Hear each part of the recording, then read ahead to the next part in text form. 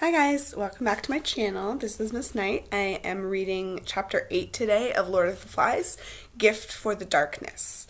As I read, I want my students to use their post-it notes to consider and mark passages that answer the question, how do the different boys react to confirmation of a beast? And think particularly about our central four, Jack, Ralph, Simon, and Piggy. But any boy's reaction is good, but those four I definitely want you to be attentive to. Also, consider what does this suggest about what archetypes these boys might be related to, and we have been or will be, depending on when you're listening to this video, talking in class about different archetypes: the innocent, the orphan, the hero, the outsider, the wise one. We'll be looking at those, so keep those in mind and think which of those fit which boy. And remember, a boy can fit more than one of those archetypes, and an archetype can apply to more than one of the boys. Chapter 8, Gift for the Darkness.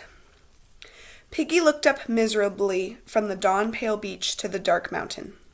Are you sure? Really sure, I mean? I told you a dozen times now, said Ralph. We saw it. Do you think we're safe down here? How the hell should I know? Ralph jerked away from him and walked a few paces along the beach. Jack was kneeling and drawing a circular pattern in the sand with his forefinger. Piggy's voice came to them, hushed. Are you sure? Really? Go up and see, said Jack contemptuously, and good riddance. No fear. The beast had teeth, said Ralph, and big black eyes. He shuddered violently. Piggy took off his one round glass and polished the surface. What are we going to do? Ralph turned towards the platform. The conch glimmered among the trees, a white blob against the place where the sun would rise. He pushed back his mop. I don't know. So Ralph sees the conch. You can see he's kind of thinking about whether or not he should call a meeting.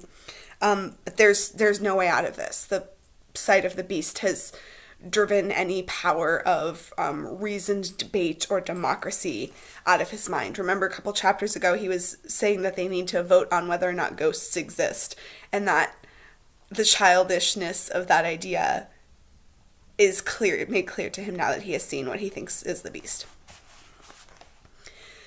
He remembered the panic flight down the mountainside. I don't think we'd ever fight a thing that size, honestly, you know. We'd talk, but we wouldn't fight a tiger. We'd hide.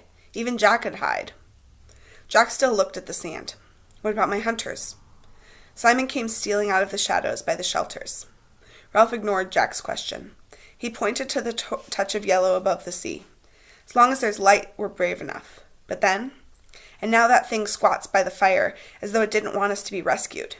He was twisting his hands now, unconsciously. His voice rose. So we can't have a signal fire. We're beaten. A point of gold appeared above the sea, and at once all the sky lightened. What about my hunters? Boys armed with sticks. Jack got to his feet. His face was red as he marched away.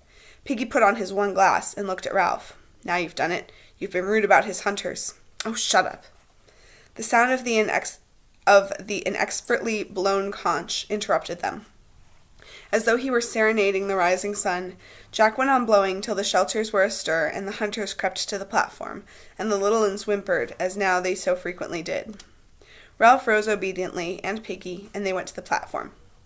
Talk, said Ralph bitterly. Talk, talk, talk. He took the conch from Jack. This meeting, Jack interrupted him. I called it. If you hadn't called it, I should have. You just blew the conch. Well, isn't that calling it? Oh, take it. Go on, talk. Ralph thrust the conch into Jack's arms and sat down on the trunk. I've called an assembly, said Jack, because of a lot of things. First, you know now, we've seen the beast. We crawled up. We were only a few feet away. The beast sat and looked at us. I don't know what it does. We don't even know what it is. The beast comes out of the sea. Out of the dark. Trees. Quiet, shouted Jack. You, listen. The beast is sitting up there, whatever it is. Perhaps it's waiting. Hunting. Yes, hunting. Hunting, said Jack. He remembered his age-old tremors in the forest. Yes, the beast is a hunter. So we see Jack identifying with the beast a little bit here. Jack sees himself as a hunter, and he is. And he recognizes that the beast, too, is a hunter. And so if Jack sees himself in the beast, does he see the beast in himself? It's unclear. Only, shut up. The next thing is that we couldn't kill it. And the next thing is that Ralph said my hunters are no good. I never said that. I've got the conch. Ralph thinks you're cowards, running away from the boar and the beast. And that's not all. There was a kind of sigh on the platform, as if everyone knew what was coming. Jack's voice went on, tremulous yet determined, pushing against the uncooperative silence. He's like Piggy. He says things like Piggy. He isn't a proper chief. Jack clutched the conch to him. He's a coward himself. For a moment he paused, and then went on. On top, when Roger and me went on, he stayed back. I went too, after. The two boys glared at each other through screens of hair. I went on too, said Ralph, and then I ran away. So did you. Call me a coward, then. Jack turned to his hunters. He's not a hunter. He'd never have got us meat. He isn't a prefect, and we don't know anything about him. He just gives orders and expects people to obey for nothing. All this talk, shouted Ralph. Talk. Who wanted it? Who called the meeting? Jack turned, red in the face, his chin sunk back. He glowered up under his eyebrows. All right, then, he said, in tones of deep meaning and menace. All right. He held the conch against his chest with one hand and stabbed the air with his index finger. Who thinks Ralph oughtn't to be chief? He looked expectantly at the boys ranged round, who had frozen. Under the palms there was deadly silence. Hands up, said Jack strongly, whoever wants Ralph not to be chief. The silence continued, breathless and heavy and full of shame. Slowly the red drained from Jack's cheeks, and he came back with a painful rush. He licked his lips and turned his head at an angle, so that his gaze avoided the embarrassment of linking with another's eyes. How many think... His voice trailed off. The hands that held the conch shook. He cleared his throat and spoke loudly. All right, then. He laid the conch with great care in the grass at his feet. The humiliating tears were running from the corner of each eye. I'm not going to play any longer, not with you. Most of the boys were looking down now, at the grass or their feet. Jack cleared his throat again. I'm not going to be part of Ralph's lot. He looked along the right-hand logs, numbering the hunters that had been a choir. I'm going off by myself. He can catch his own pigs. Anyone who wants to hunt when I do can come too. He blundered out of the triangle towards the drop to the white sand. Jack! Jack turned and looked back at Ralph. For a moment he paused, then cried out, high-pitched, enraged, No! He leapt down the platform and ran along the beach, paying no heed to the steady fall of his tears, and until he dived into the forest, Ralph watched him. Okay, so we see Jack here initially trying to vote Ralph out, to call a vote and replace him as leader through those kind of democratic rituals that they've already established. He's holding the conch, he called the meeting, he's trying to use a vote to replace Ralph as chief. That doesn't work. Those things and those procedures are already too tied in with Ralph for Jack to replace him. So instead, Jack does the next best thing, which is abandon the boys, abandon the meeting, and invite anyone who wants to follow him and start his own tribe. Piggy was indignant. I've been talking, Ralph, and you just stood there like... Softly, looking at Piggy and not seeing him, Ralph spoke to himself. He'll come back. When the sun goes down, he'll come. He looked at the conch in Piggy's hand. What? Well, there. Piggy gave up the attempt to rebuke Ralph. He polished his glass again and went back to his subject. We can do without Jack Merridew. There's others besides him on this island. But now we really got a beast, though I can't hardly believe it. We'll need to stay close to the platform. There'll be less need of him and his hunting. So now we can really decide on what's what. So Piggy thinks that now Jack is gone, things will go back to common sense and logic and reason. They won't, but he thinks that. There's no help, Piggy. Nothing to be done. For a while they sat in depressed silence. Then Simon stood up and took the conch from Piggy, who was so astonished that he remained on his feet. Ralph looked up at Simon. Simon, what is it this time? A half sound of jeering ran round the crowd, and Simon shrank from it. I thought there might be something to do, something we... Here again the pressure of the assembly took his voice away. He sought for help and sympathy and chose Piggy. He turned half towards him, clutching the conch to his own brown chest. I think we ought to climb the mountain. The circle shivered with dread. Simon broke off and turned to Piggy, who was looking at him with an expression of derisive incomprehension. What's the good of climbing up to this here beast, when Ralph and the other two couldn't do nothing? Simon whispered his answer. What else is there to do? Okay, so we see the boys here in this kind of depressive funk at the face of the beast. And and while Simon's proposal to go back up the mountain and look at it again seems really unnecessary and pointless, what he is actually proposing is pretty logical. That the only thing for them to do is go up and face their fear in the daylight and look at it head on and then work from there. Which would actually work because it would be daytime and they would be able to see what the beast was. Both times they've seen it, it's been dark, they've been frightened, and so this would actually be effective, but they don't do it. And instead, each boy has a different avoidance tactic that they use to kind of avoid looking at the problem, avoid facing their fear. And Simon, who does face it, also, well, you'll see how that goes in the rest of the chapter. His speech made, he allowed Piggy to lift the conch out of his hands. Then he retired and sat as far away from the others as possible. Piggy was speaking now with more assurance and with what, if the circumstances had not been so serious, the others would have recognized as pleasure. I said we could all do without a certain person. Now I say we've got to decide what can be done. And I think I could tell you what Ralph's going to say next. The most important thing on the island is the smoke, and you can't have no smoke without a fire. So Piggy is intelligent. He knows what to do. You're really going to see through these next couple pages, he comes into his own without Jack there. He is able to really contribute and make their group better without his biggest bully kind of knocking him down and keeping his ideas from coming into fruition. But Piggy's using his intellect to survive, and he knows that he needs to direct and guide Ralph. He knows that Ralph is in this negative place where he doesn't really know what to do, and that his best bet is to keep Ralph on track and keep hoping for rescue, because that's the only way he's going to survive. Contrast that with Jack, who uses his physical capabilities and his courage to prove himself the strongest, and that's how he sees his way for survival and beyond survival, thriving. Is through those feats of courage, through his hunting, through proving to the other boys how strong and powerful he is. Those are two kind of opposite qualities, and you'll see as we get to the end of the book, Ralph is going to need both intellect and physical abilities to survive on the island. Ralph made a restless movement. No go, Piggy. We've got no fire. That thing sits up there. We'll have to stay here. Piggy lifted the conch as though to add power to his next words.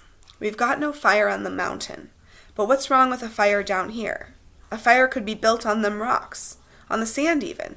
We'd make smoke just the same. That's right. Smoke. By the bathing pool. The boys began to babble. Only Piggy could have the intellectual daring to suggest moving the fire from the mountain. So we'll have the fire down here, said Ralph. He looked about him. We can build it just here, between the bathing pool and the platform. Of course, he broke off, frowning, thinking the thing out, unconsciously tugging at the stub of a nail with his teeth. Of course, the smoke won't show so much, not be seen so far away. But we needn't go near the... The others nodded, in perfect comprehension. There would be no need to go near. We'll build the fire now. The greatest ideas are the simplest. Now there was something to be done, they worked with passion. Piggy was so full of delight and expanding liberty in Jack's departure, so full of pride in his contribution to the good of society, that he helped to fetch wood. The wood he fetched was close at hand, a fallen tree on the platform they did not need for the assembly, yet to the others the sanctity of the platform had protected even what was useless there.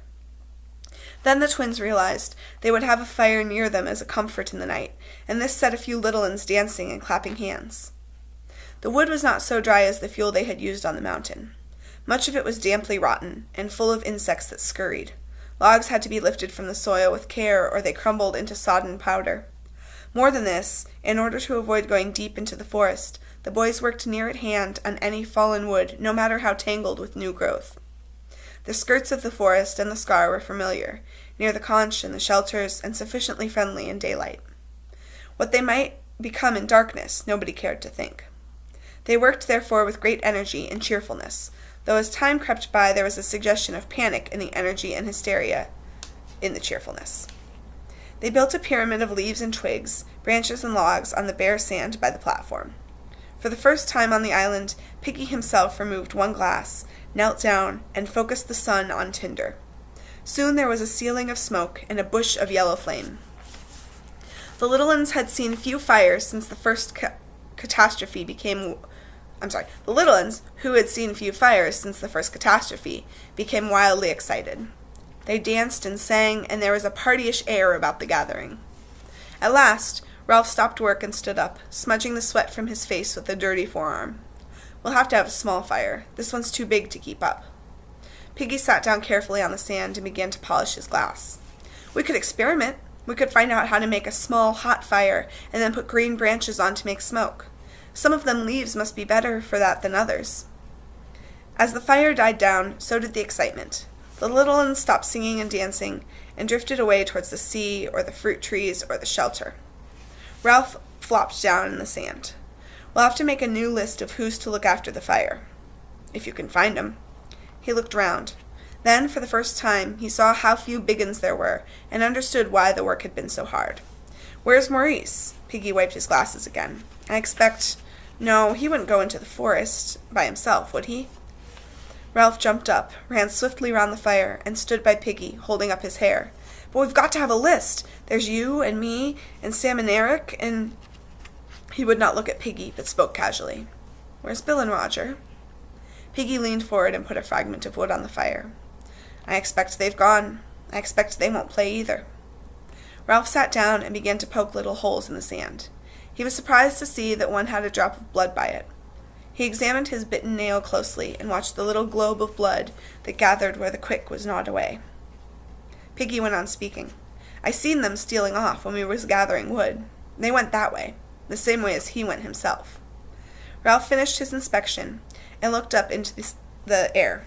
The sky, as if in sympathy with the great changes among them, was different today, and so misty that in some places the hot air seemed white.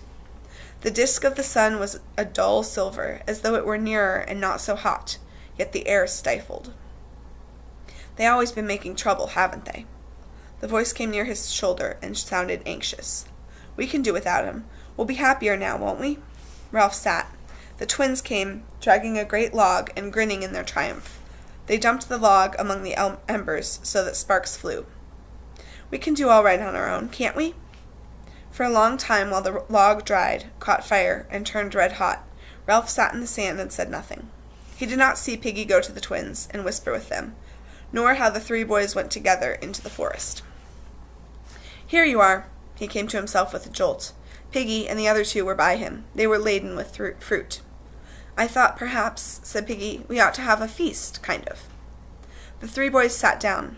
They had a great mass of the fruit with them, and all of it properly ripe. They grinned at Ralph as he took some and began to eat. Thanks, he said. Then with an accent of pleased surprise, Thanks. Do all right on our own, said Piggy. It's them that haven't no common sense that make trouble on this island. We'll make a little hot fire. Ralph remembered what had been worrying him. Where's Simon? You don't think he's climbing the mountain? Piggy broke into noisy laughter and took more fruit. He might be, he gulped his mouthful. He's cracked. Alright, so now we've seen a lot of the boys have left Ralph and Piggy and Sam and Eric by the fire to build it up alone and gone off to join Jack's more fun tribe. And we're going to catch up with them in a minute. But I did want to point out that Piggy pointed to common sense as the thing that makes trouble on the island, or a lack of common sense, that is. And he's still clinging to reason and logic as what will save them, what will keep them sane, what will keep them good. The problem with that is that it's imperfect, because now there is a beast, and they are aware of this beast, and they are afraid of this beast, and it is, and logic and reason doesn't explain who or what this beast is. So they have kind of an imperfect understanding of people and their motivation and why they do the things they do. And that is going to hurt them in the long run. Alright, so I'm going to stop this video here and continue the chapter in part 2.